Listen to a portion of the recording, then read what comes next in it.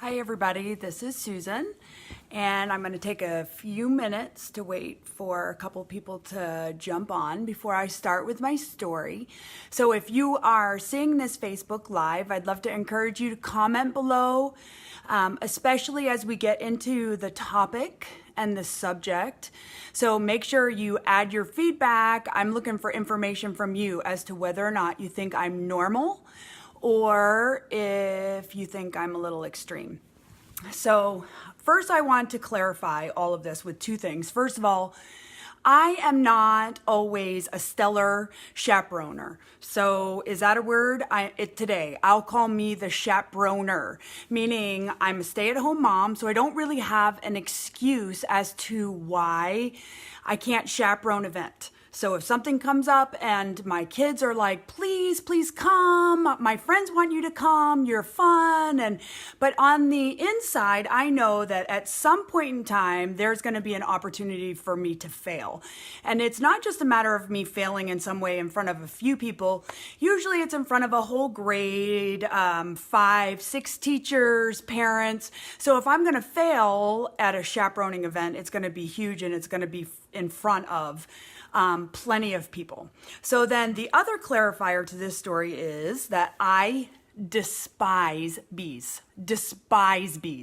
So it's not something that just happened on this field trip. It's something that I deal with all the time. Now, since Friday, I have investigated online a little bit and a couple things. First of all, that a fear or an apprehension of bees is normal. It's totally normal. It's just a matter of where you fall in the scale of being around bees. Some people are okay and they tolerate it, and then other people are afraid and might squeal a little bit, might get angry, might get mad.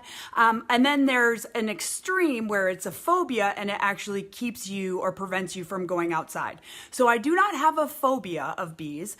I don't like them at all, and I'm probably closer to the phobia part than I am to the they don't bother me.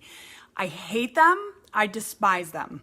So I can kill a spider, but if a bee flies into my house, I leave my home and I wait for Philip to come home and kill it for me. Or they have this new outdoor wasp spray that you're not supposed to use inside that gives you the opportunity to kill anything flying from another room. And I have been known to use that more than once. So my son, 4th grade, asked me to chaperone a field trip. Actually, initially he asked Philip first, but Philip couldn't do it. And so I said, I can chaperone it if you want. Dad can't because he has something going on that day, but I can chaperone it. And he's like, yeah, absolutely, come and chaperone. So I have this gift. When I commit to chaperoning, I always get picked. I'm not sure why. I know they draw the names out of a hat, but somehow I think God just wants to keep me humble and they pick my name out of the hat. So regularly I put my name into chaperone and ta-da! I automatically assume I might as well just send in my chaperoning check money at the same time as I say, okay, I will, because most of the time I go. So we go to this Friday morning, we're there, we get on the bus, we get to where we're gonna go, they talk about a few things, and then we're the first group to go inside. So there's our class, I think there's probably 10 kids, 2 adults, me and another woman, and the guide. So they take us up into this room, and I would say the room was about 10 by 10, and they shut both doors, which I'm totally fine, shut the doors. I understand there's a lot of kids in the house. But next thing I know, there are wasps in the room. Like seriously live flying wasps. The kind with hanging legs, the kind that you do not want to be around. Well, at least the kind I don't want to be around. So I instantly, I'm dying. Like on the inside, my heart is beating a mile a minute. So there's 1 wasp, and then there's 2, and then there's 3, and they're like, some of them are on the window and some are flying around the room. Now, understanding this is an old home, so these are maybe 7-foot ceilings, and I'm like 5'9", so I'm the tallest person in the room. So like there's bees flying around my head, and I despise bees. And so I'm trying to calm myself, at least on the outside. So this little girl comes up to me and says, "I hate bees. Will you protect me?" And I was like, "Oh, honey, you probably want to go stand next to the other mom because I hate bees too." Is that horrible? Can you believe I said that to a little girl? Like, I was just being honest. Like, if it's a throwdown between you and me, like, I'm gonna win. So like these two other adults that are in there, the guide, who's short, by the way, nowhere near the ceiling of these flying bees. And then this other mom, she's short as well. And she is like nowhere near like the bees flying around her head.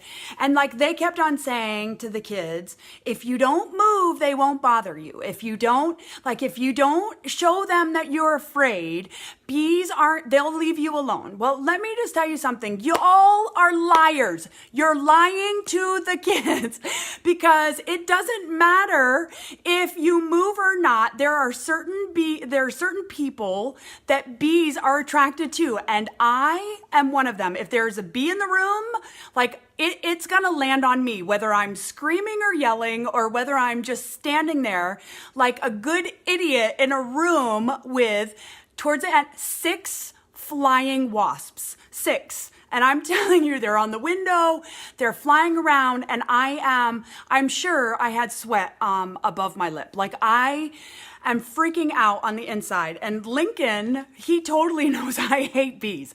He knows I hate bees. And at one point in time, he stands next to me, and the bee comes. This is embarrassing. The bee comes towards me, and I move Lincoln. So he is in between me and the wasp. And I didn't do it on purpose. I was like, I wasn't thinking. I totally went into survival mode. It was like me. I'm going to survive this. So next thing I know, all the kids start screaming that there is a wasp on my back.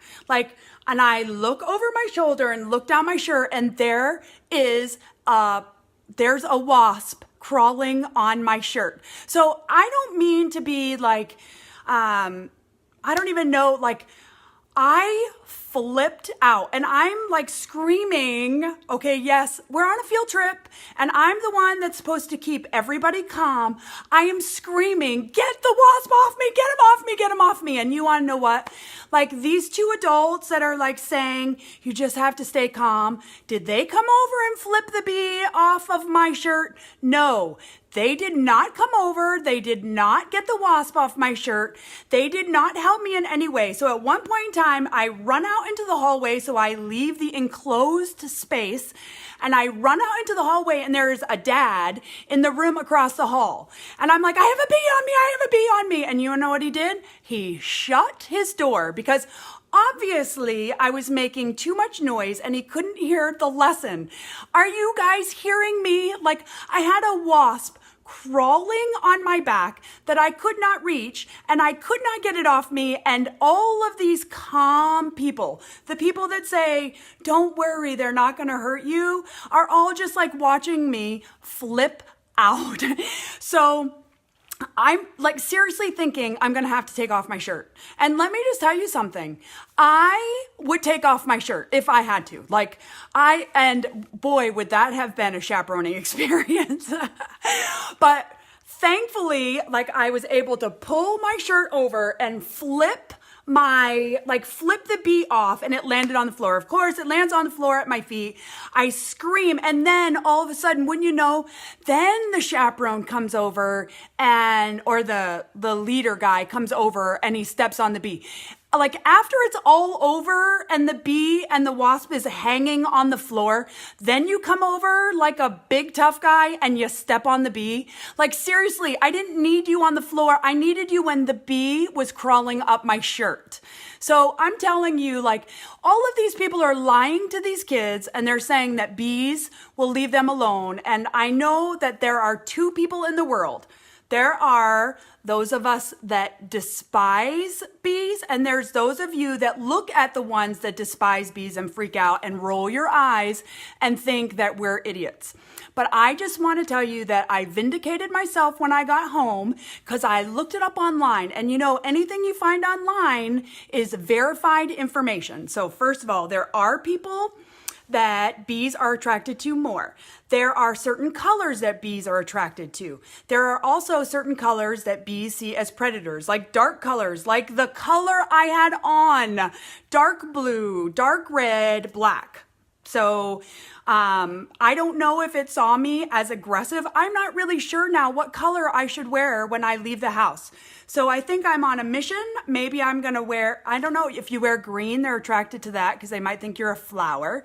Pastel colors, you might be a flower. Also, if you eat certain foods, then those foods, like they come out of your pores and they also could attract. I also realized that I had lavender deodorant on. So I'm just saying, like, let's just stop lying to these poor innocent children and to stop telling them that if they don't move, bees will leave them alone, because really at some point in time, that just might not be the case. And then you'll be lying to a poor innocent young child and you might scar them for life like someone scarred me. Isn't that a valid point? So when we finally got outside, so once I'm outside and I'm not in an enclosed space, I'm okay. But we come outside and we're sitting at a picnic table, and yes, there are still more bees flying around, and I have almost pulled myself together enough. And one of my friends texts me from inside the room and she said, Susan, these are not wasps. These are birds. These are birds flying around here. So I would just like to say I am not the only one that thought that these birds were that these bees were enormous. Like, these were huge wasps.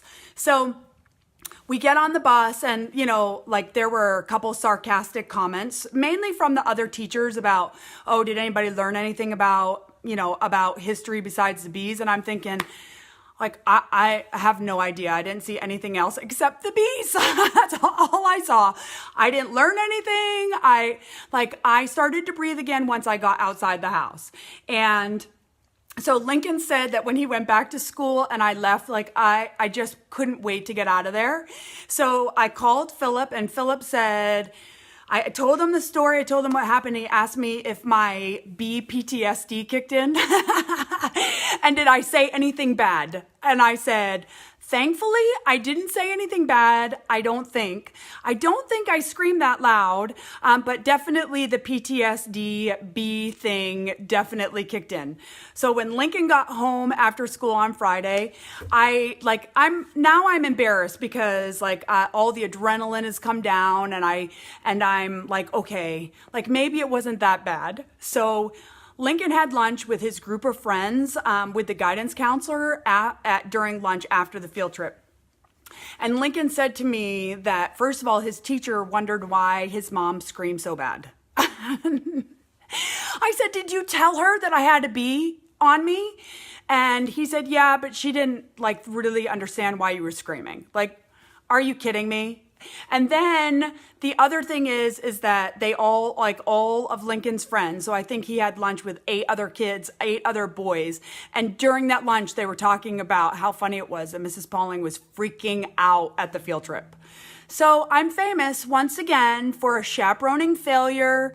So this is not the first time I have fallen flat on my face at a chaperoning event. So I said to Philip when I got home, that's it. I'm done. I'm not chaperoning any more events. Well, I'm a total liar because I'm chaperoning an event for Jennifer next week. So maybe it will be an opportunity for me to redeem myself, and maybe it won't be.